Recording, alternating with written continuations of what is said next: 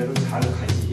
그냥 중간에 이것이 너무 전체적으로 확산되면 이 다음 공식들에서 포괄감을 누가 되겠는데 구성선의 고립이 필요하다. 물론 아직 공식화가 완료되지 않았기 때문에 지금 제가 말씀드린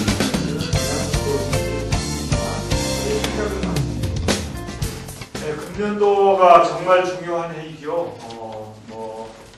우리가 일본의 강대 병탄전지 100년부터 시작해서 4.19 50주년이고 또 5.18 민주화운동 30주년인데 정말 중요한 해라고 생각을 합니다. 그런데 지금 우리 대한민국은 이명박 정권 출범 2년 만에 5대 위기에 우리가 처해 있습니다. 서민경제, 남북문제, 민주주의 다 말씀드리셨을 텐데 제가 보기에는 거기에 더해서 지방경제가 대단히 어렵습니다. 지방경제가.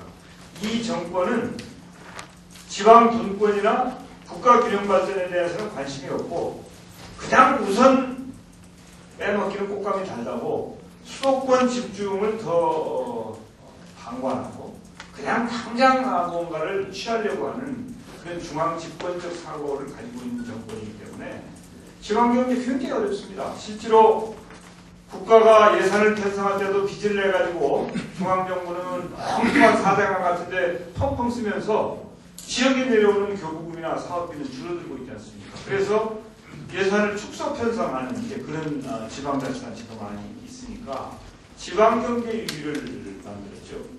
거기다가 의회주의가 완전히 유린됩니다. 물론 민주주의 위기와 상통되는 것이긴 합니다만은 국회가 다수당의 일방적인 전횡에 의해서 그들이 독주 독선하는 그런 것으로 전락하고 그러니까 성남시의회가 말이죠. 그 통합 문제와 관련해가지고 하는데 어떻게 똑같이 그런 국회가 똑같은 양상이 벌어지는 걸 보면서 정말 우리 국회가 선진화되지 않으면 안 되겠구나. 이게 국회가 그렇게 하니까 성남시의회도 그렇게 하더라. 이런 아주 심각한 위기의식을 저는 느끼고 있습니다. 이런 5대 위기를 맞은 우리가 어떻게 할 것이냐. 그 근본은 이명박 정권의 오만과 독주 독서로부터 시작이 된다고 봅니다. 그래서 그야말로 우리는 지금 위기를 맞고 있다. 언론 지금 탄압 심각하지 않습니까? 또 노조 탄압 심각하죠? 야당 탄압하죠? 이거 어떻게 해야 되겠습니까? 우리 개혁진영이 이렇도록 어려운 적이 없었습니다. 저는 원래 야당으로 출발해서 여당을 하다가 지금 야당이 되었습니다만은 저희들이 처음에 야당을 시작할 때 95년도 그때 이렇지 않았거든요. 그리고 우리가 여당을 할 때 이런 식으로 하지 않았습니다. 우리 정찬영 수석이 계시지만 또 이영석 위원들이 계시고 뭐 그때 우리 같이 하시던 그 주승용 우리 의원이나 여러분들 다 계신데 우리가 여당을 할 때는 이 사람들이 하는 것처럼 이렇게 일방적이고 오만하고 독주하고 더 위에 군림하는 그런 태도를 본 적이 없습니다. 정말 민주개혁 진영의 위기입니다. 지금. 또 어떻게 할 거냐 우리가.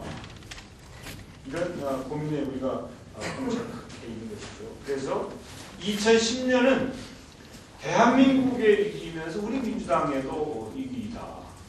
세종시 같은 거 보면 이제 우리는 이제 지방 분권을 지향하는 지방자치 세력이라고 우리는 봅니다. 지방자치가 김대중 대통령께서 단식투쟁 하시면서 얻어낸 거 아닙니까? 제가 작년에 단식투쟁을 잠깐 했는데 김대중 대통령께서 하신 거 반절밖에 못했어요. 그때는 뭐 상황이 그렇게 돼서 이제 일방적으로 처리가 되어서 그만뒀습니다. 저보다 더 연세가 많이 드셨는데 13일 단식을 하시거든요. 정말 그 목숨을 건 단식이라고 하죠. 그래서 얻어낸 지방자치단체이고 민주주의가 말이죠. 그래서 우리는 지방 분권을 중요한 가치로 생각하는 지방자치 세계입니다. 그래서 국가균형발전, 또 다른 표현이 국가균형발전인 것이죠. 그래서 우리가 세종시를 추진했었는데 권력 독점 지향의 기득권 세력이 지금 이걸 완전히 원점으로 돌리려고 하고 있지 않습니까? 여기에 우리가 유효적절하게 맞서야 되고, 그런 차원에서 6월 2일 지방선거는 정말 중요하다. 이런 구도를 깰 수 있는 것이 6월 2일 지방선거에서 민주개혁진영이 승리한 것이다. 그리고 국민 여러분들께서는 지금 6월 2일 전국 지방선거는 이명박 정권에 대한 심판이고 이명박 정권에 대한 중간 평가 기회다 라고 이렇게 판단하고 계십니다. 저희들이 여론조사를 해보면 그렇게 여실히 나타납니다. 국민 여러분들께서는 이 기회를 통해서 한나라당 이명박 정권을 심판해야 되겠다고 하는 결심을 하고 계신데, 문제는 우리한테 달려 있는 겁니다. 우리가 좋은 후보를 발굴해서 좋은 후보를 내고 좋은 정책을 제시하고 또 열심히 노력하고 우리가 선거 전략도 제대로 구상할 때 국민 여러분들의 이명박 정권을 심판하시겠다고 하는 그것이 표로 연결되는 것이지, 그렇지 않으면 표로 연결이 안 되고 우리는 이 좋은 후기를 살리지 못한 바보 지도부가 되고 바보 후보들이 되고 바보 당원들이 되는 것이다. 그런 이제 문제의식을 저는 가지고 있습니다. 한번 과거에 쭉 이렇게 지방선거 제1회부터 쭉 지금까지 보시면 지방선거 결과와 총선 또 대통령 선거와는 상당히 밀접한 관계가 있다고 하는 것이 통일적으로 나타나는 것을 보셨을 것입니다. 그런 차원에서 우리는 과거에 5.3일 지방선거, 10대 대선, 16대, 17대 대선이죠. 17대 대선, 또 18대 총선거에서 우리가 완패를 했지 않습니까? 3번 연속해서 이런 적은 진 적은 한 번도 없습니다. 정말 부끄러운 노릇이죠.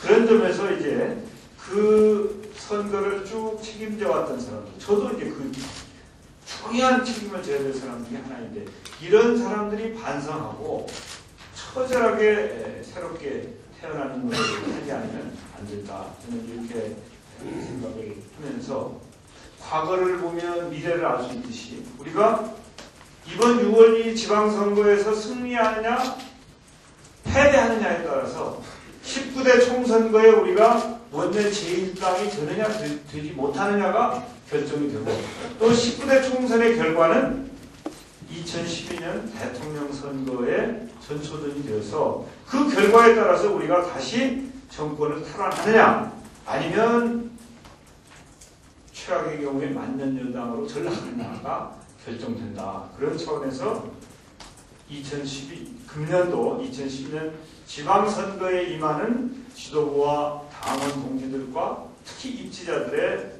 결단과 결심과 노력과 지혜가 필요하다. 저는 이렇게 봅니다. 잠깐 말씀드렸습니다만 이번 선거 구도는 아주 좋습니다.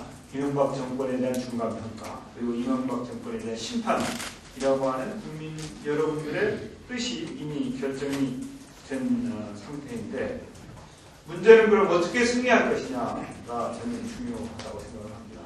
그래서 제가 주장하는 것은 이제 그것이죠. 통합이 최선이고 연대가 차선이고 분열은 추락이다. 이렇게 되는 겁니다. 그래서 우리 내적으로는 과감한 변화와 혁신이 필요하다. 그리고 외적으로는 통합과 연대가 필요하다. 저는 그렇게 얘기를 하죠. 저는 우리 호남이 지금 민주당의 변화를 요구하고 있는 시대에 우리가 맞고 있다고 생각합니다. 호남이 민주당의 변화를 요구하고 있다. 변화하지 않으면 호남의 유권자들, 호남의 민중이 민주당에 대해서 더 엄한 벌을 내릴지도 모른다라고